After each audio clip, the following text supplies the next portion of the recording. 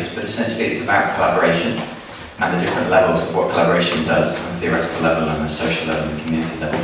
It's also, I would say, about innovation of content. So it's very much rooted in the notion of an avant-garde, but with certain social parameters around that that hopefully are responsive to contemporary concerns.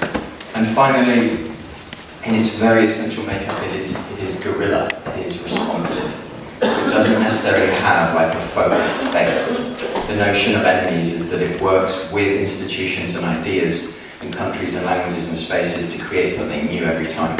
So we collaborate to curate collaboration, and that's really essential because it means that every single thing we've done with enemies is different. It doesn't have the same form because it does respond to the people who are involved and the conditions in the countries and the places. So that's essentially the purpose of it, but that's relatively ambiguous. So if I just tell you how it began and what we've done, maybe that'll shed a bit more light on what we're trying to do. I began writing in 2010, relatively recently, and before that I'd done absolutely radically different things in my life. I don't have any background in literature, I didn't really read literature as a child, and I think that's very much affected my curatorial purview. I was very lucky, just maybe 6 months after writing and publishing a few poems, to be invited to go to read at a few festivals in Europe.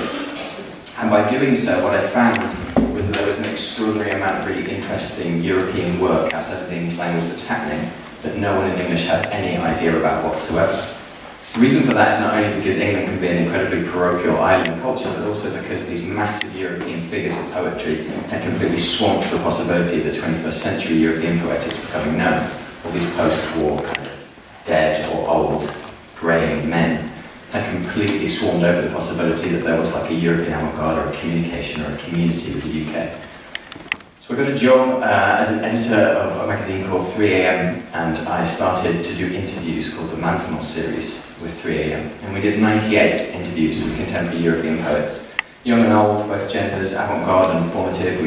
I interviewed Tadeusz Rojewicz, and then I interviewed like 20-year-old sound poets from different countries. Pretty much every country in Europe was represented, circulating Asia.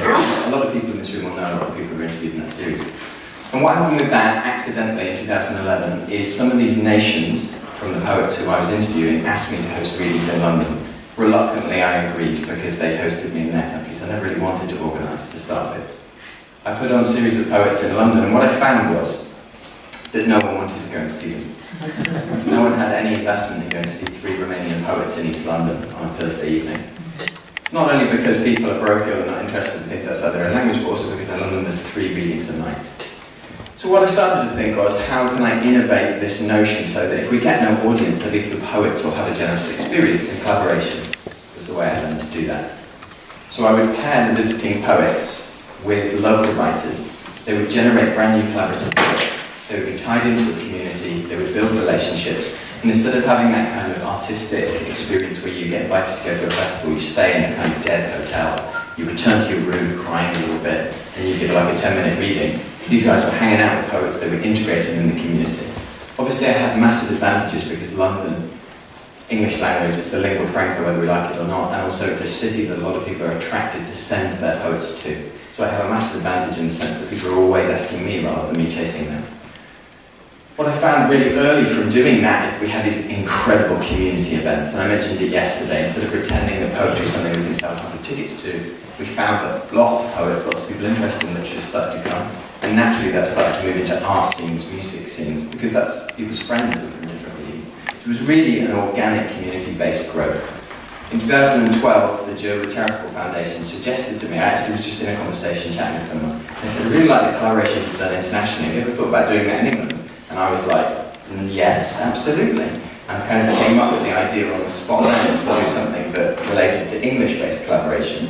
They gave me some time to apply for funding, I applied, and the Enemies Project was born from there. I managed to then begin a year, the first year of the Enemies Project was all about domestic collaboration. The theoretical kind of goal was actually to overcome parochialism on the English poetry scene. There's been incredible divisions in English poetry between formal, traditional kinds of poetry and avant-garde that was scrupulously documenting them. There'd been a real complacency in the British avant-garde to not record any of these things. So we had people write about the collaborations, we videoed them, we did publications. And what I was doing with some of these events where I was inviting 2 poets to work together was making sure that I chose poets who were curated not on their form, their style, but on their personality. So we'd have really formal, like we had George Surtees, who's won the T.S. Eliot Prize, he's a very formal poet, collaborate with Carol Watts, who's a language poet. They're both really warm, kind, generous people, and they're open. And so putting them together, we were actually achieving something on the British poetry scene in the sense that because everyone was writing short new collaborations, they didn't feel this way that they needed to represent their ego or their style. So we had an event at the end of that first year called Camerata Fest, where we had 100 poets in one day, writing in 50 pairs, and each had 5 minutes. It's not in any way to denigrate the 20-minute reading slot and the emphasis on an individual poet's performance. They saw it as an addition. And they'd write this new work, they'd turn up, everyone would be involved, and we'd get 500-600 people, because obviously there's so many readers, and everyone's kind of involved. And this creates itself like an impetus to move through these communities. And despite what I was saying yesterday when I was being a bit cheeky in the evening, I did invite a lot of literary poets, a lot of performance poets, every kind of background, because while my taste is avant-garde, the whole purpose of Enemies is that it's about collaboration. And in a sense, the experimentation in the work is a Trojan horse. By asking someone to collaborate, if I put a performance poet with an avant-gardist, you're going to get a fusion, and their practices are going to grow towards something which I think is good. So that's what we did in the first year. In the second year, I decided to use the expertise that I gained during the Mantelor interviews with the expertise I gained during the first year of the Enemies project to do collaborations in this form, but with different countries. And because I had a lot of these contacts from doing the Mantelor reading series, I started to approach individual nations about the idea of doing tours, programs, exhibitions with exchanges. And we managed to do 7 in the second year, each with a different nation. In a sense, though I don't like the word, people have joked it's kind of like franchising the Enemies project to different countries.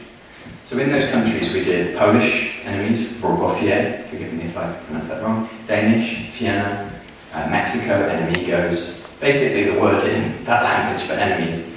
Each one was really radically different depending on the poets we chose, the things we were going to do. Tom said earlier, is the real curatorial key. It's people who are open, not necessarily people who have a style or a background. So that was the second part of the Enemies project, which finished maybe 6 months ago. Naturally, the ideas of the first year, which is working between art forms, poetry and sculpture, poetry and sound art, they continue. We're doing experimental music this year, we're doing folk music, and naturally the second year's concerns and international focus, that also continues. So this year, so these things kind of have a life of their own. And maybe the most important thing to me, that's really a beautiful thing that really follows what Lettretage is trying to do, is that now there's Enemies projects happening that I'm not involved in. So when I did Enemigos, and I did Yes, But Are We Enemies, which was the Irish, now there's a centrifugal Ireland and Mexico, and I'm not involved in it. And they get to go to Dublin and Waterloo Harbour and they've got this exchange. So in a sense, I'm trying to do what you guys are trying to do, is build up a network where I can connect people immediately.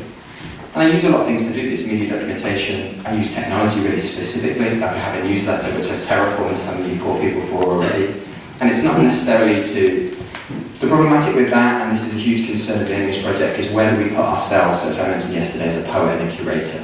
In England, there's a huge culture of embarrassment by putting yourself forward. And the way I've mediated that is by being a reluctant curator. I provide opportunities for other people and myself, so I can kind of push myself forward because I'm always helping other people a little bit too. And I think that's quite a healthy way to do it, because essentially we have to be sure about what we're going to do and put forward. And every time I send a newsletter out to these 5,000 or 6,000 poor souls whose emails I've just stolen from the internet, I feel a little bit bad and I worry and I think they're going to think I'm a twat. But at the end of the day, you've got to do it, because that's how connections happen, and that's what's happened for me. And I have this ability now to travel and enjoy my life because I've been a bit pushy. And I think if you're always mindful of that, that's an important thing too. So the third year, the primacy has really been about concepts. So we're building on with the international outlook, we're building on with the cross-art outlook. But really I wanted to root Enemies in my concerns about what the avant-garde is and what vanguard means.